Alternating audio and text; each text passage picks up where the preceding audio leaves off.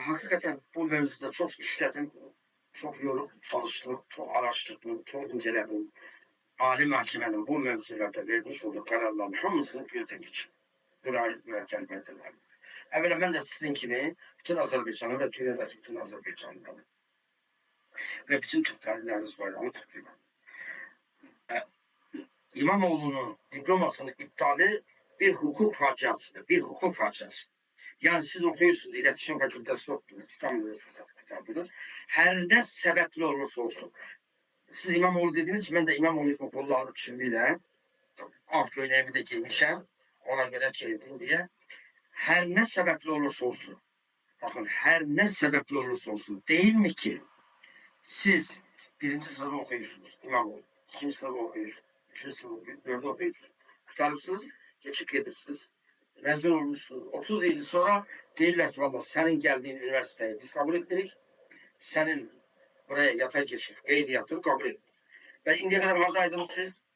Benim şahıs olarak da benim ne günahım var ki İmamoğlu olarak da. Siz değilsiniz bunu iptal edeceğim. Peki üniversite neyiniz? Dikkat et. Bizde diplomalı fakülteler midir? Fakülte iptal etmelidir. Ancak rektörlük hiç karışmamalıdır. Fakat ben araştırdım, soruşturdum ki rektörlük değil ki fakülteden iptal kararını alamıyor. İptal deme nedir? Lav etmek, kanunsuz saymak, hiçe saymak. Fakülte o kararı verebilmedi. Vermedi. Dikkat et. Neyledi? Rektörlük, yöneticilik, öz idare heyetini orada karar çıkarttılar. Size Azerbaycan halkına bir malumat vereyim ki bundan 30 yıl evvel bir kişi, bir talebe, bir mühendis olacak olan adam İstanbul Teknik Üniversitesi'nde talebe olarak kayıt olup ama üniversite giriş sınavına girmişti. Dikkat edin. Ne demek bu üniversite giriş sınavı Azerbaycan'da? Bunun ilk sınavı.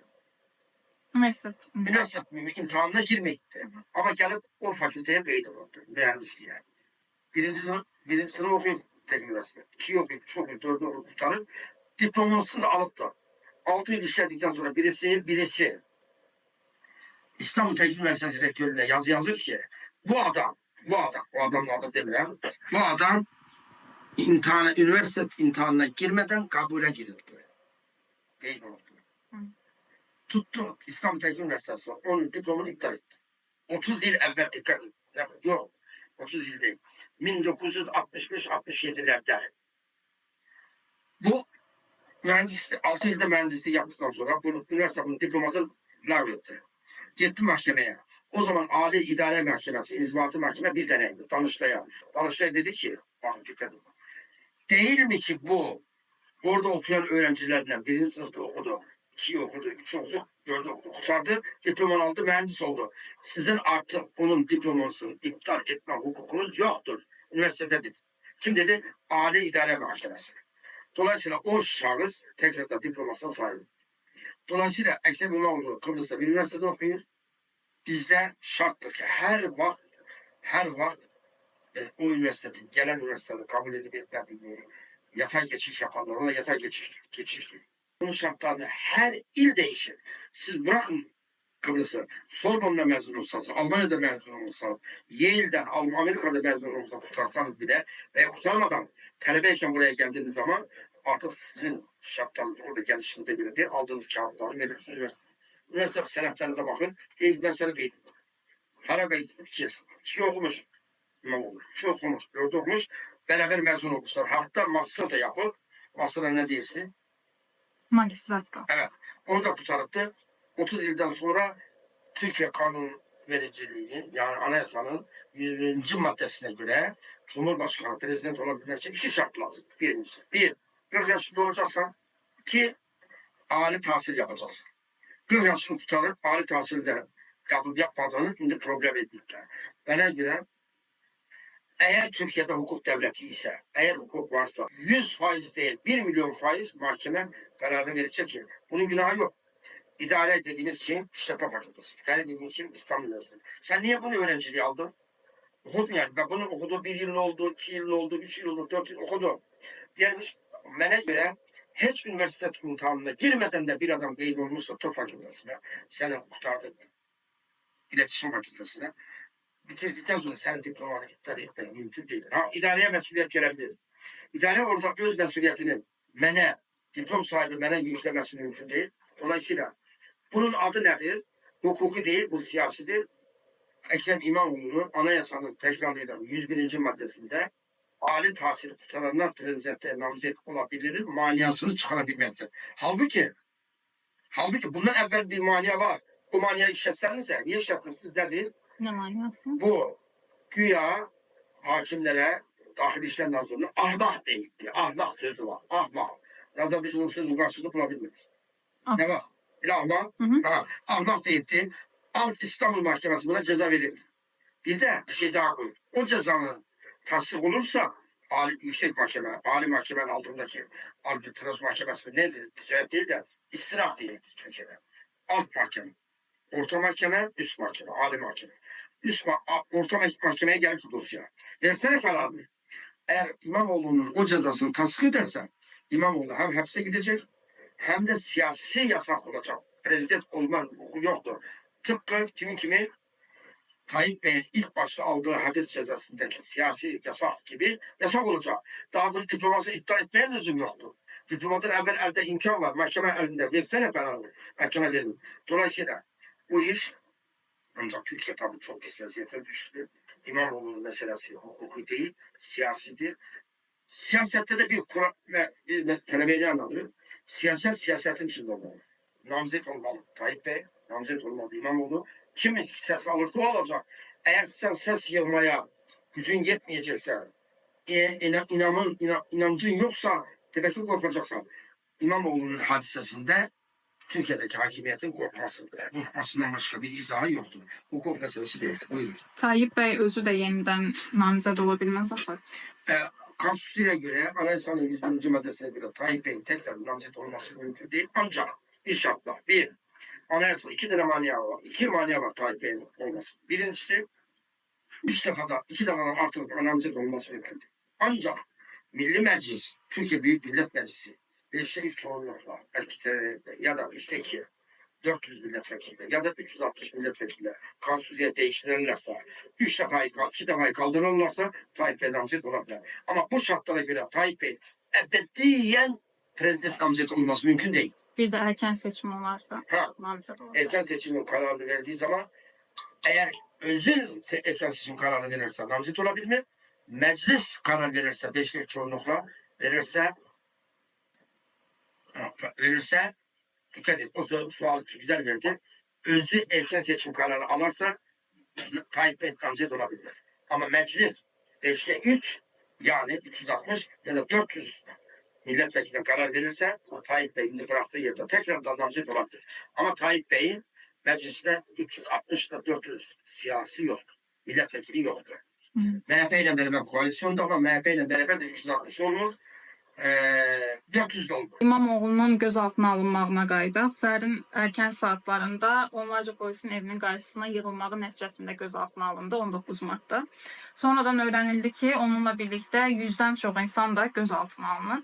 Üstünde suç örgütü kurucusu olmaq, iltikab, yani dövlət məmurunun görəvindən sui-istifadə etməyi. Buna əlavə olaraq rüşvət, dolandırıcılıq, terror təşkilatı ilə işbirliği və korrupsiya maddeləri var. Dünən ifadəsi alındı, proses hələ də davam edir. Bu maddelerle bağlı ne düşünürsünüz? Bunu necə anlamalıyıq? Həqiqət bunlardırmı, yoksa bu həbslər siyasi motiv mi daşıyır? Ben soruşturdum ki İmamoğlu'nun avukatı olan bu davanın avukatının talebelerimiz. Dedim ki İmamoğlu'na itham edilen dosyada ne var? Her dosyada bir şey yok. Böyle değiller. Eğer bir adamı hapsetmek için mahkemeye de karar çıkarabilmek için elde delil olması lazım. Delil yok. Dosyada delil yok. Dikkat edin ki bu İstanbul 15-16 milyonluk 20 milyonluk İstanbul şehrinin seçilmiş belediye başkanlığı terörün başı gösterdi. Terörün başı ardadı. İmralı'da PKK. Abdullah Öcalan durup orada. Devlet Bahçeli değil gelsin meclise danışsın. Gelsin onu affedemem. AK Parti değil gelin danışsın. Terörle iltisaklı özleridir. Terörle alakalı bu özleridir. İmamoğlu'na değiller ki sen seçilmişsin ama bizim önümüzde büyük bir maniyasın. Sen terörist başısın. Şimdi Abdullah Öcalan'ı bir kenara atıp terörist başı kimin olmuştu? İmamoğlu. Dolayısıyla ben sorduğum o dosyada hukuka aykırı, hukuka zıt olan herhalde bir cinayet maddesini koyabilmediler. demekten ibarettir. Ben size de diyebilirim.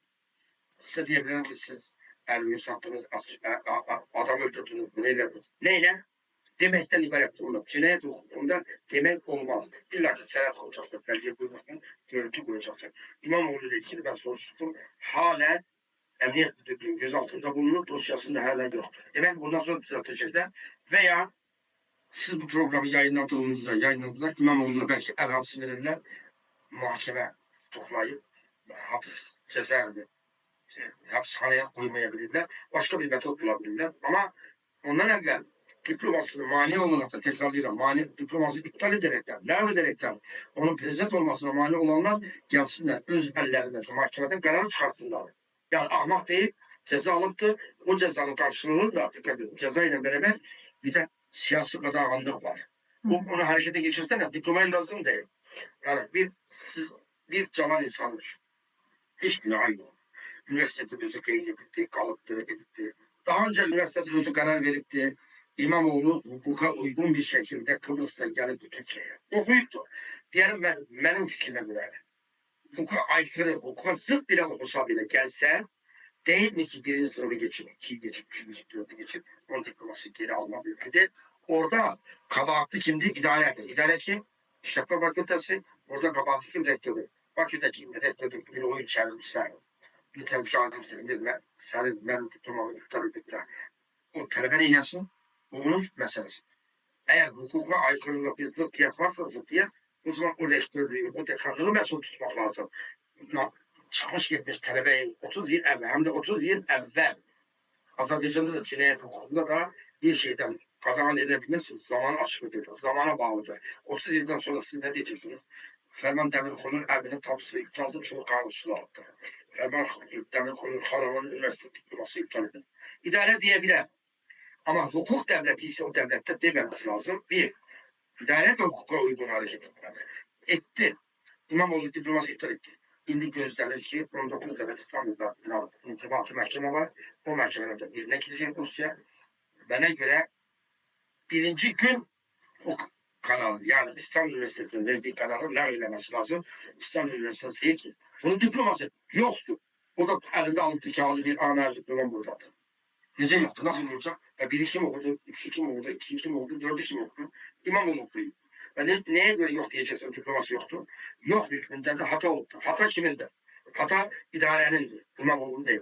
İmamoğlu'nun sırada neçe yaşında? 23-24 yaşında.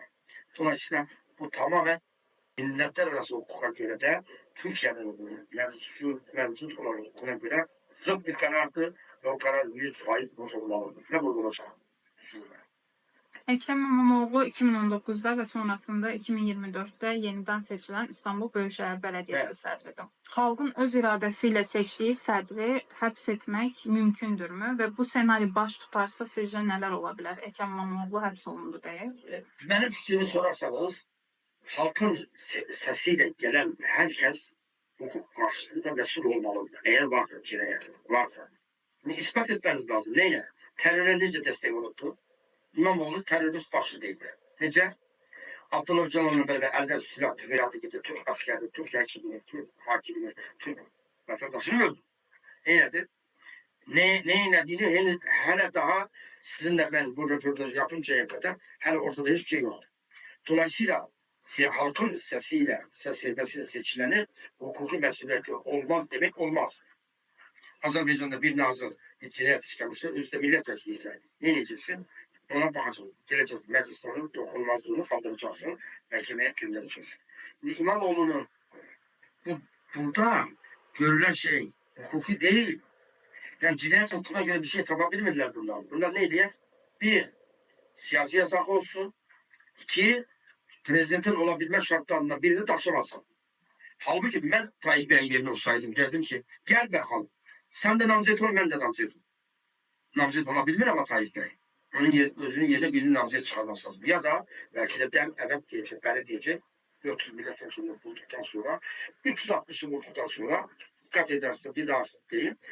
Tayyip Bey'in Türkiye Konstitüsyonu'na göre özünün erken seçim kararı almasında namzet olabilir. Başka birisi olabilir.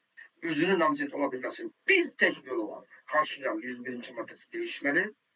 Onun da değişebilmek için ekseriyet 400 ve 360. Hələlik AK Parti ve MHP 400 milletvekili statüsü tapabildiler. Toparlarsa değiştirilir. Değişilecek ama namzet olabildiğini farz edelim. Kabul ettik, namzet oldu. Bak kutudan, sandıktan nece çıkacak? Cemaat nece ona verecek? Bir tarafta İmamoğlu veya İmamoğlu değil, Mansur Yavaş, bir tarafta da Tayyip Bey. Meclisteki ekseriyeti buldu. Oradan halktan nasıl rey alacak? Bana göre Tayyip Bey'in seçilmesinde iki maniye var. Bir, Konstitusyon 101. maddesi. İki, seçki. Hukuka göre ne? Oy alması lazım değil mi? Oy miktarı ne kadar bu değil mesela? 50 artı 1. 50 artı 1'i kim alırsa o prezident olabilir. Dolayısıyla Tayyip Bey iki maniyeye aşması lazım. İndi ikinci maniyeye gelen bir hedefte emniyette olacak belirtecek. Göreceksiniz. PKK ile görüşmelerden hiçbir netice çıkmayacak. Ama bu indi değil. Ben Tayyip İmamoğlu önünü keseyim. Prezident olabilmesin. Namzetliğe olmasın. Olmaz, başkası bir olur. Ankara Belediye Başkanı olur. Mansur Yavaş olur. Onun da Başkası olur. gözaltına alınacağı iddialar var. O dedikodularda almak, gözaltına almak bir kişi şahsı için prezident olmaya mani değil. Gözaltındayken, hapisteyken de prezident olabilirsin. Bir şartla. Ancak siyasi yasağınız olmayacak. İmamoğlu gözaltına alındığından dolayı mani olmayacak. Üniversite diploması olmadığından dolayı. Ama Mansur Yavaş bir vekildi, avukattı. Dolayısıyla onun gözaltına alınması demek, böyle alınsa 3 yılda çok onun kararı çıkmaz. 3 yıla kadar da teşvik olacaksın. Dolayısıyla İmamoğlu'nun önünü kesebilirler, önüne tabağını alabilirler ama başka birisini de yapacaklar değil. Deyək ki, İmamoğlu'nun qarşısı kəsildi və İstanbul Böyükşəhər Belediyesi